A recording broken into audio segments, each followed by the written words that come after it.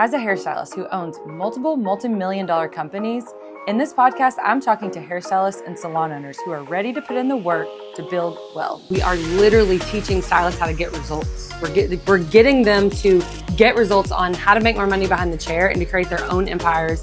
It's what you know that you don't know that you need to know in order to get to where you want to go. Because I understand now that in order for me to get to my targets and my big goals and be able to impact 500,000 stylists all over the world and 400 plus salon owners and helping them run an efficient business that they don't feel like they're babysitting anymore, that they feel like they know how to scale it because they have the right information. We get to touch this magic every day of giving people the confidence of hair, but truly it's how do we be more impactful and understanding. My name is Terra Harvell and this is the Terra Harvell Show. Well, okay, Emily, I am so excited to have you here. I was just telling you before we started recording, I've been following you for several years. I know that a lot of my audience follows you because we always talk about your branding and how beautiful it is. But before we get into all of the cool things that you do now, I want you to get into how did you get to where you are? What's your story before you started to be an entrepreneur? Oh my goodness. This is always where I'm like, I wish I had a video camera, or keeping up with the Kardashians, how you see them back in the day, right? Because I have just grown and improved so much. And it's proof that anybody can do anything that they want if they put their mind to it. And why I really emphasize that is because when I started, I was 23.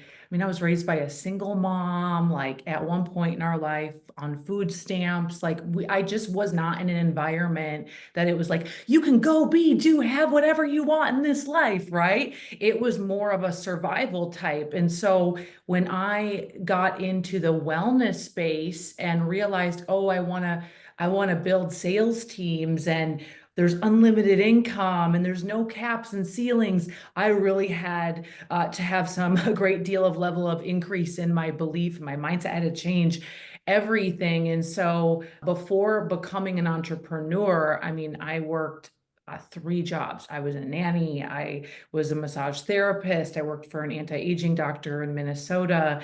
And then I competed in fitness as like a hobby side thing and helped people eat clean. And I was just trying to find my way. Like what should I do in this thing called life? And then that led me to my first business of selling supplements and then realizing, oh, I really want to like help other people do this, which would compound over time. And that's how I got the party started. I love that. So you launched your own business with supplements and was everything just straight uphill from there? Like, tell me a little bit about, because I know I want to talk a lot about your business now and how you Yeah. help people make the most beautiful brands I've ever seen in my life. But I would imagine there's a lot in between then and now. So tell me a little bit about that journey. And after you launched your own business, was it just, did customers just come? Did it just take off? Like, how did that go? Oh, okay, so this is why I'm so deeply passionate about personal branding because I had this business and I was like, where are all the people? And I'm like, oh my gosh. And I was 23 and all my friends were like in college and I just went a different route with life. And I was sitting there online at the time it was Facebook and I was just like posting about my product and I would like post and pray. And then I realized, oh my gosh, nobody cares. Like no one's interacting, nothing. It was just like my mom, right? And so that's when I started to really dig deep of going, well, I love this thing called social media because it's free, but how could I actually do this and garner interest and create a community? So I started trying things of, well, what else am I good at? And what other value could I add? And really giving and being more generous with myself, that started attraction marketing, which then for over a decade produced, millions of followers, millions of dollars, all the things. But what I realized from there is I know a thing or two about personal branding that after a decade, no matter if you switch careers, even if you understand personal branding, this can be an asset for you. And I became deeply passionate, and this is what I do today, is work on people's brands so that way they can increase their reach, increase their influence, increase their impact, increase their income. And what I love to do with it specifically is help women like really feel like this is me. Like I'm not faking it. It's who I am. Even if you were to come into like my home, or let's just say your dream home, or even your like where you would like to go to a hotel, it's your vibe, if you will. And that visual side of branding that pulls people in subconsciously. I love to do the visual side of it, the emotional side of it, the content side of it, and just make it all come to life. Because what I've found is most people don't treat themselves like an actual brand. And I like to change that for people. Well, something that you just now said that stands out to me so much because I've struggled with this even for so many years and building my brand for a little over a decade. But you said making people feel like their brand is them, because I have been in so many of those pits of social media that you're like, this doesn't even feel like me. I do feel like I'm faking it. I feel so. What are some tips and tricks that you give people? My audience is tons of hairstylists, mainly salon owners. And this is the number one struggle. It's like showing up on social media to be you and to not feel like a freak show, because we all have our own, insecurities. So, what are your tips and tricks for people of how do you show up like that? Yeah, and not have that imposter syndrome. Or yeah, it's so interesting, right? I think a lot of people show up on social media, and I totally get it. It's like you want clients, you want to make money, you need to make money. But what happens is people show up and like their Instagram becomes almost like their website. And it's like people would want to go to your website if they want the website information. What people want is to get to know you. And people like what we're really trying to do is build trust, no matter what industry you're in. And if you can build trust, that's when people keep coming back. But in order to build trust, you need this thing called time. And I mean, there's stats all over, some different stats coming in, but I would say an average about I need to spend like 7 hours with someone before I'm like, I'm going to buy their skincare. I'm going to get my hair done by her. I'm going to, you know what I mean? And I've seen enough testimonials now. Plus, I could trust that she wouldn't fry my hair off, right? And so those 7 hours, like they really do matter. And in order for someone to get to know you, you've got to be consistent with the 7 hours. And so what I like to do with people just to get the party started is just say, let's not be so boring and be spammy. And again, it's like just getting that like put to the side. Let's not only post about our products or services. Let's look at what is like I like to call our PIS. So what are you passionate about? What are your interests and what are your skills? And what I do with all my clients, all people, is I have them just write down on a notebook, write it down, vertical, and write PIS, and then passion, the P, like just think about what am I passionate about, right? Yeah.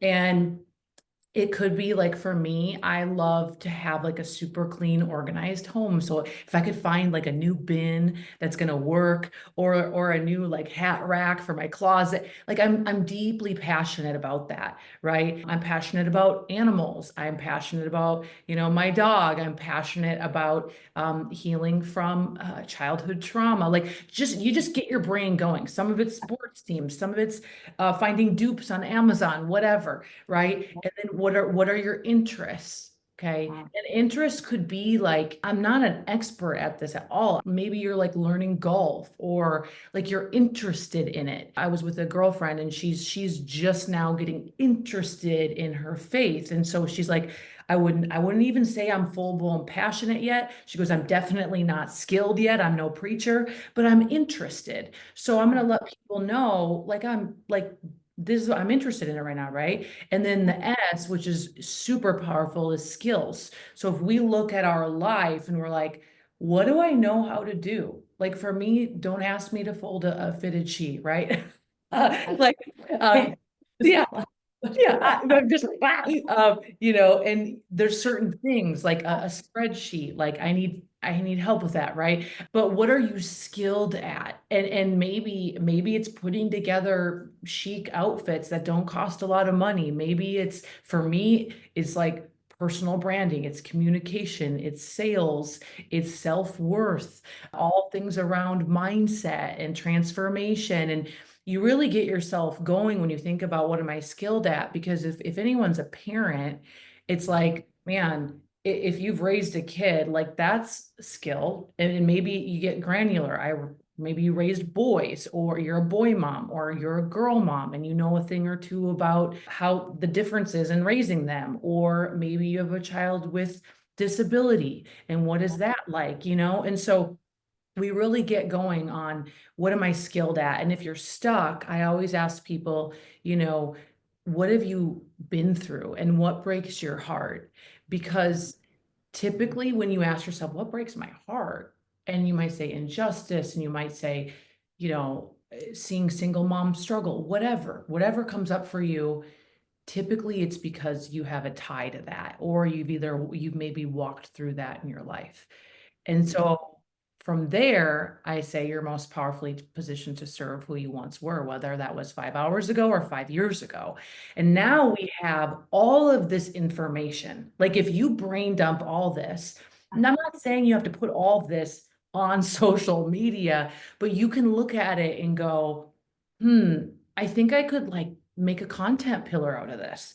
And then you might be thinking, well, what on earth does this have to do with my business? The point is, it doesn't. It has to do with you.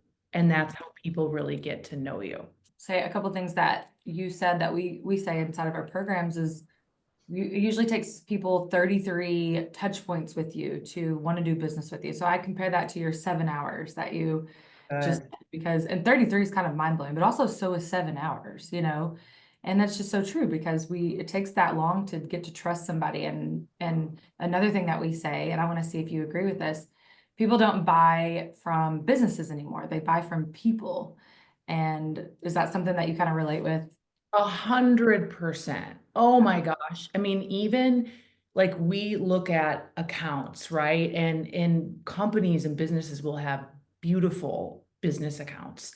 You know, you could even look at Richard Branson, Virgin Airlines. And it's like there's a fraction of people, but they're not into Virgin Airlines, they're into Richard Branson. People follow people. And that's why all the smartest brands, they're now putting a person in front, right?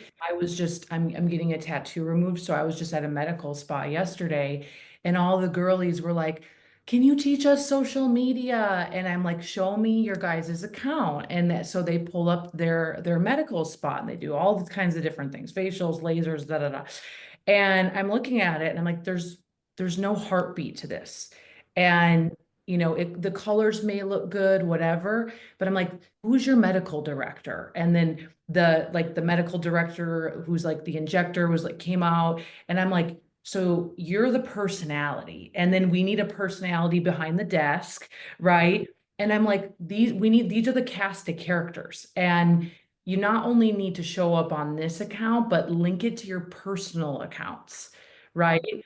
And that's what's going to change the game for you, because it's like, why would I follow an account that has like no energy to it, you know, Yeah, just posting totally. specials? I'm with you totally. And that can be the hard part because I think used to we could get by with kind of, you know, posting our services. Now it's just not that way anymore. People want to know who they're working with and what qualifies them. I think that's something that I also talk to our audience about, and I maybe you agree with this, maybe you don't, but you know, in your skill set, like you kind of have to have the stats in order for people to trust you because there's so many coaches out there. There's so many people out there doing the same things. And so I always tell people, you know, stand out with your stats and the actual skills that you have. So what are your thought process on that because I know you have that in part of your PIS. So, Yes, you know, yeah, 100%. And someone might be thinking, well, I'm not like a seasoned hairstylist or whatever. Well, you're on your way. And I have this philosophy called take me on the journey. And if you would just show day to day the clients you're working with, you know, and even going deeper on it, where what's your point of difference? Like maybe she was a little scared to like try this new look, and how you guys got to the process of deciding this would be good. And maybe there's emotion to it. Maybe she went through a divorce and, she just came in and she was feeling blasé, and you sat down with her and went through a couple options to change her look completely. And you guys landed on this look and you show them. And then, from there, you can just say it's more than hair. Like she's walking out feeling like a new woman. And like that is like, whoa, I want to go to her to get my hair done. Yeah. Right. So constantly showing people that. And even when I was flat broke and I started as an entrepreneur, that's what I did. I would literally sit in the car and I would, talk to the camera, and I'm like, I'm about to go and do a meeting right now. And I would like tell people who I'm meeting with. I'm meeting with a single mom, and instead of like working another job, I'm going to show her today how she could make an additional income stream so she doesn't have to get more hours of daycare, and we'll see how it goes. And I literally would take them on the journey. And they Yeah. didn't know that I was just really starting out. They're like, I thought you were like a millionaire doing this right now. And I'm like, no, so that it's just imperative. And again, we think it's maybe mundane, but it's really not. Like, it's Yeah. really not. Yeah, because we always say people are nosy. Like they want to know, they want to know what you're doing and how you're doing it. And that's something that I always wish I was better at, because I beat myself up over that. I'm like, I should be showing more of the day to day, because you're so right. That's what people, want to see. So I feel like I've gotten already so much branding advice, and I was gonna pretend that was gonna be towards the end, but because I know you have such an incredible story. So after the supplement, and now you have, your new brand, and what was how did you get to the vision of like, this is what I'm going to be doing, is helping people launch these beautiful brands that align with them and their values and all the things. Mm. Did you get to that point? Yeah, everything that I do, I learn something and then I do it. I'm a practitioner and then I teach it. And that could be from like the smallest things to the biggest things. It's like I'm very self-expressed, and I always want to, help. And so through me learning and doing my personal brand, and I think in a different way than most, right? Knowing what the millennial girl and wants, right? Like, and really how to connect and human psychology. I went through that myself, and not just creating like a brand for popularity, no, a brand for purpose and a brand for community. It's much different than like, I say you can be a look at me girl or a come with me girl, and there's a big difference there. And so after doing all that and then coaching people, what I found was like everybody needs a brand. And I'm like, I would meet people even speaking at global conferences, and they would meet me in the hallway and they're like, I want to do what you do, and I want to speak, and I want to this and that. And I would be like, show me like what you got going on so far. I love that they were dreaming about that, but I was like, okay, we got to like package you differently. And you got to like rise to the occasion and see yourself in a different way. And so what I did realize is that most people just they do not understand that they're a brand, and every single person is a brand. Like all are a brand, and our brands is what people think of us. That's our brand is our reputations. And so after going through this process and just having heaps and heaps and heaps of people come to me needing help, I was like, let me just try to do what I've done for myself. And so I tried it with 3 women. They did our VIP services, and I was made it abundantly clear. I'm like, you guys are my beta group. And they were all wildly different. One was in her early 30s. She's like, I want to create the next Goop like Gwyneth Paltrow, but I want to do it in San Diego. I want to do a podcast, da da da da da. And then one was like, in her 60s, and she's retired, trying to find her purpose.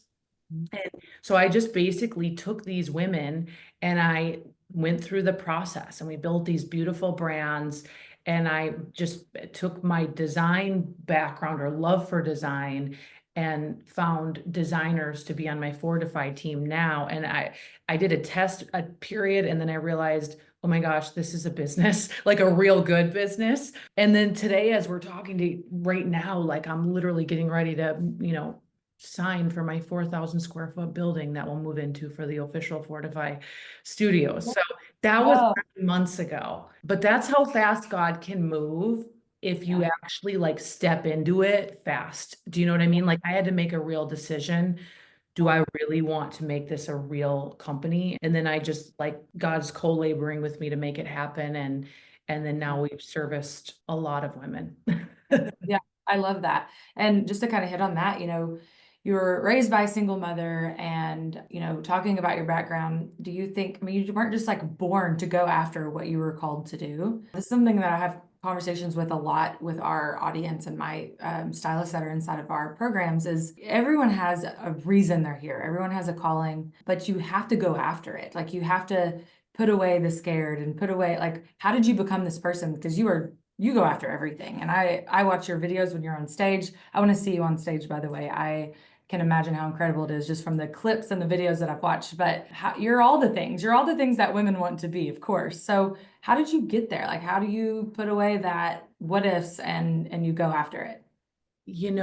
I've tried to really think about this and there's a couple parts. I think growing up, because my mom had a guy live with us that was physically abusive and like one day he was great, the next day he was crazy. I think like my nervous system was, you're in fight or flight. And so I was always exposed to fear, which sounds crazy, but it's just, I grew up very, very fast. I'm the youngest of three, once four, and a lot of the tragedy. We had a older brother and he was ran over, hit by a car, like it just horrible, traumatic stuff. And so I think with how I grew up, it was just like I didn't know anything different, right? It was like I was in fear a lot. But I will Yeah. also tell you that, I also didn't get anything handed to me. So it was like, oh, if you want that car, you're going to have to go babysit. If you want, and that taught me work ethic where, and I always say, because my grandparents are like farmers in the Midwest, I'm like, dude, I can bale hay, I can milk cows, right? Like, I know if people watch me now, they're like, she lives in Southern California on the ocean, but it's like, no, you don't know where I come from, right?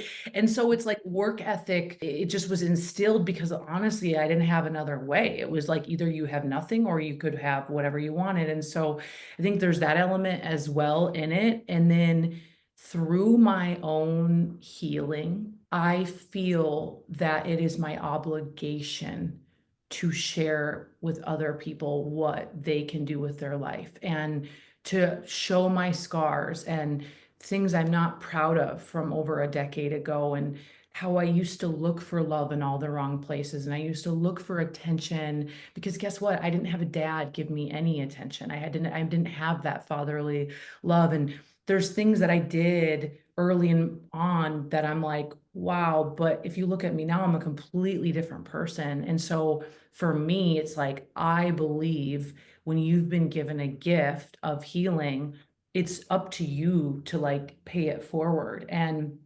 oftentimes we're so stingy with the gifts we've been given, and that is so insulting to God who's given it to us. And so I'm really just walking now in my obedience of, okay, you want me to share all this stuff on stage? Yeah, because it's going to heal somebody else in this room right now, And that's really the mindset that I have. But I will tell you that I think it's just from growing up fast and working hard, and that was just instilled in me. And I don't even think my mom realized what was happening, but she also made stuff happen for us. So I was modeled that as a young girl. Like I just remember she like would work multiple jobs and she'd have her little note card out on the counter of every little thing she had to do for all the kids and like she just got it done. Plus swept the floor in our house and it was always clean. And so I think I just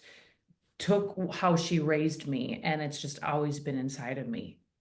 Yeah, yeah, I love that because I think that's a lot of women, especially we go through all these things and we don't want to share it. And I think sharing it is what helps other people.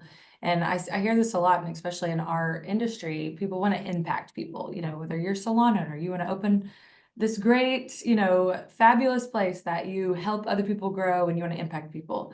But I think some people get a little confused on where the impact comes from. And it's not always just, the money, or it's not always, having a beautiful space to work in. I think it is, sharing, like you said, some of the trauma that we've been through and how we've healed from it, and how we've made through, because all the things that you've told me about your life, I can even relate. And we've not had the exact same life, of course, but everyone can relate, to pain. And so I love that you talk about that through your brand, and you talk, because that's how I found you. And I was just like, oh my gosh, this girl is incredible. Like, it is just wild to see who you are. And it's a big picture. And that's my next question for you, because you kind of seem like you hit all, you're healthy, you take care of yourself, you're beautiful, you're also making the amount of money and that you want to make, and you're building the brand and you're building the business. So how important is it that we as women, and it's because I work with women too, I know, and I know you do too. I love the Yeah. men, and I think the total purpose for men. I'm always like, husband, I cannot live without you. I cannot be, Totally. Yeah. but I always lead back to women.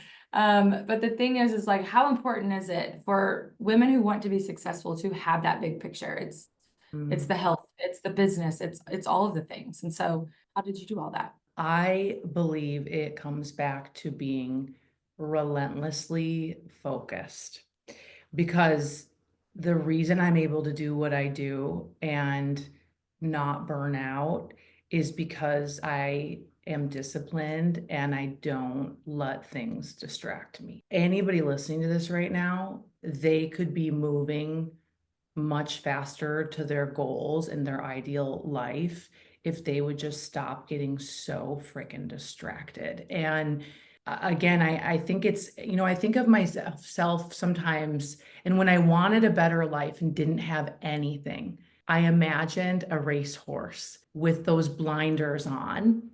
And it's like that racehorse is not looking left, looking right, like the jockey's on it, right? It's going. And that is what I have done my whole career. And what it's helped me do is not be distracted by comparison, but captivated by my purpose. And so I'm always looking forward, not back, not sideways, forward, And when you live that way, it's like in the morning, I know that if I looked at my phone in terms of the amount of unread text messages, Telegram is the app I use for my businesses. If I looked at DMs, like I would wake up manic, probably start like spiraling of they need this right now, and it's just fire drill, whatever. But instead, like I walk my dog Hugo and I put on some worship music and I really think and pray and ask God, like, what kind of day are we going to have? And I bring my problems to Him. And like, there's certain little things that I do that keep me on track. And so that's how I'm able to, keep going, is that ability to focus. And it is the law of trade-offs, even in my early 20s, there would be so many times where people in my network were like going to like spring break to get trashed and like going to do all this other stuff. And instead I was like, I'm going to a personal development conference. And, like it's the law of trade-offs. It really is. And instead of like, getting, wasted on a Friday night, I'm like, you know what? Like I'm gonna do maybe one cocktail with my husband on date night, but then, we'll go home and get our good night's sleep. So that way Saturday we can work on some of our dreams, do some deeper work. And it's like we're just trading things off. And so I really think that that has been my secret sauce, if you will, is my ability to focus and not be bothered by the nonsense and the noise and other people's agendas. I think and it's hard to do, I will agree with anyone listening to this. Like, it's hard to be that disciplined, but do you feel something? I say this a lot. What keeps me disciplined and also on the path is the end result, or the vision. Do you kind of relate with that? Like, are you constantly Oh, thinking about the finish line per se? And if so, what is that for you? What is that? Do you yeah. have very clear of where your business is going, what you're creating?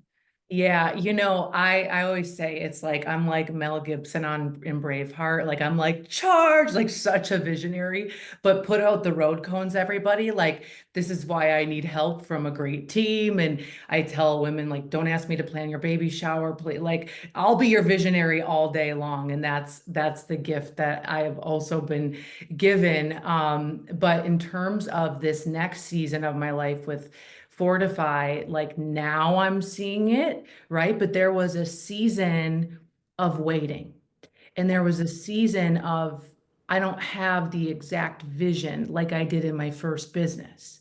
And I call that the messy middle, where it's not that I'm not working, it's just I didn't have the clear path. And now that I've done trial and error and I've tested and I am fully convicted, now I have this vision and I already see it. I already know it's already done.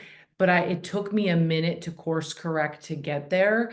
And so now it's like, it will be a household name. I know it, I really do. And all the nitty-gritty details, God's got that figured out. I'm just following the call and helping people not only with personal branding, but the mindset behind it and creating real transformation. And so I'm doing it in a different way because it has to be done in a different way in today's day and age. Well, and tell people I'm sure they can figure it out exactly what you do, but tell people about Fortify My Brand. Like what is that company? What are you doing? Because all of my people listening to this, you guys like Emily, go to Emily. Go let her build your brand. Go let her help you because everyone needs that, even I need. I'm like, I'm about to fly out. We're gonna get together. I need some help. And I have a Let's whole go. Oh my gosh. Well, yeah, we work with women just like you of, people that have built businesses, or we even work with women that they are more starting out, right? And we help you reinvent yourself. Once you reinvent yourself, you reinvent your personal brand. And so our VIP services, what we do is I work with you. I do a deep extraction process. People are like, this is like therapy where I'm finding the through line. I'm finding what could be the theme of your brand. What could be and how are we going to monetize this? Where do we want to be in 3 to 5 years so I can really future pace that for you and set you up to grow? And then we bring you to our design team and we curate a personal brand, the colors, the logos, the aesthetics, all that, the mood. And then we wrap it all together. And then you come here to Southern California. I curate questions that we need for reels for your personal brand, that they're all your different content pillars. So we do a whole strategy. So you're like, I know exactly what to do now.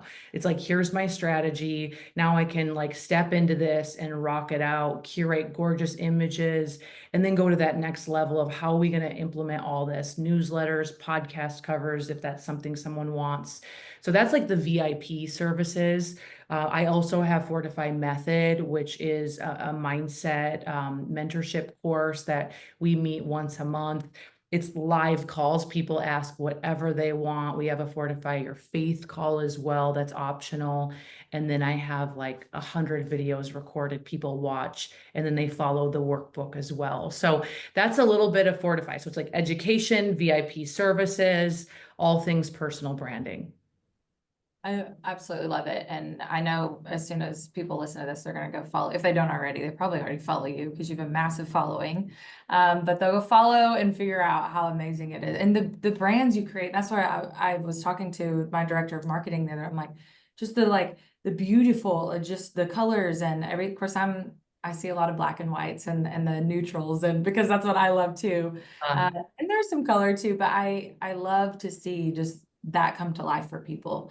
And so I hope everyone listening just gets with Emily and let you and your team Uh, right away. So that is awesome. My next question is just about, I want you to, if you have any advice on people on how to win at social media these days. Like is it reels? Is it posts? Is it all the things? What is your biggest advice on just winning that social media game to stand out? Because it's so crowded. You really do have to. yeah.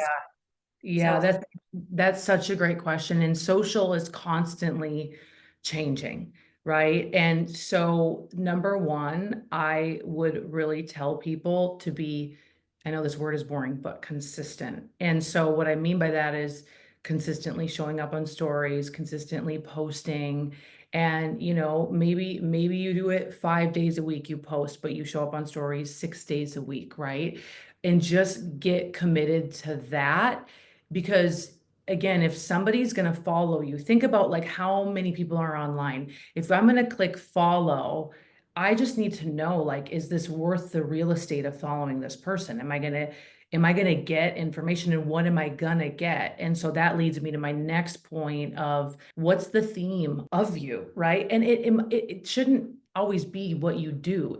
One woman I mentor, she has a family business. She's a jazzercise instructor. She's lost 100 pounds. And when I was working with her, I realized she's an overcoming people pleaser. She has overcame people pleasing, which is why she was finally able to lose the weight, because they used to call her drunk Ronnie. And now she doesn't people please anymore. She got taken advantage of in her family business. She's healed from that and moved forward. So her theme in her brand is like overcoming people pleasing. So people, they go to your account, they have like, you have 7 seconds where someone looks and they're like, what is this person about? And so subconsciously they're asking themselves, like, is this worth a follow? And I know that sounds like heavy, but it's just the truth. Like, so you really want to make it, again, interesting. Interesting, entertaining, inspirational. What is that theme that you're about? And then just start, I think, testing what people like. Whether you have an audience of 5 or 500, that's still a room of 500 people, by the way. That's a lot. And so I have always tested what my community wants. The reason I post links is because they're DMing me for the links. And so I'm like, crap, I'm not here to make a bunch of money on Amazon, but my girls want to know, like, where did you get that dupe?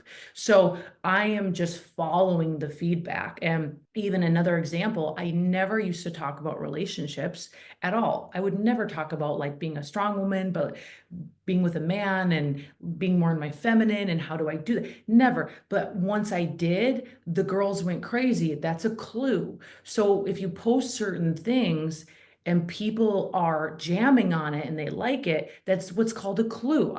That your community likes that kind of stuff. So I would explore more of that and have a little bit of variety as well. So even today, like, I love what I do so much, and I have multiple companies now, so much going on, and I just want to post every day in my businesses. I literally am like, crap, I gotta slow my roll. I gotta make sure that I post something that's of value. And so I always make sure it's like Gary V's, like, jab, jab, jab, jab, jab, jab, jab, jab, jab, jab, jab. Then he hooks you. Then jab, jab, jab. What is he saying? Value, value, value, value, value, value, value. And then it's like, buy my stuff, right? And so you got to check yourself before you wreck yourself, because it's like, it's a real thing. Because the more I was even talking to a friend, I was like, I love you. I love your business, but I am so sick of seeing your stuff because you are selling me every day. And she's like, oh, and I'm like, girl, I'm being real. You got to mix it up, right? Because no one wants to be sold. Again, we would go to the website for that. Yeah, yeah, I love that. And that's so true. Like I always watch, which I'm